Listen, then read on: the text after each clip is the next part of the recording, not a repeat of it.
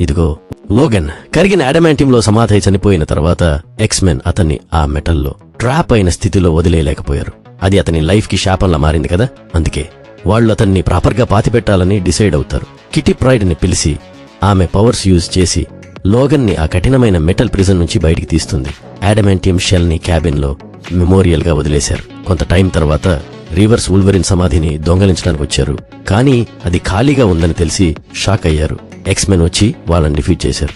ఈ whole incident తర్వాత kitty Logan grave దగ్గరకు వచ్చి ఇది అంతా జరిగింది అని తన ఓల్డ్ ఫిట్ కి చెప్పాలని కూర్చుంది. కానీ అక్కడ కూర్చుని ఉండగా ఆ ప్లేస్ లో ఏదో తేడాగా అనిపించి చెక్ చేస్తే లోగన్ బాడీ మిస్సింగ్ అని కనుగొంటుంది. ఎక్స్మెన్ లోగన్ కోసం సెర్చ్ స్టార్ట్ చేశారు. అందరూ చచ్చాడు అనుకున్న హీరో సడన్ గా మొత్తం బ్లాక్ అవుట్ఫిట్ లో ఒక మిస్టీరియస్ పర్సన్ కోసం వర్క్ చేస్తూ కనిపిస్తాడు. అతని క్లాస్ పాప్ అవుట్ చేసి యాక్షన్ కి రెడీ అవుతాడు.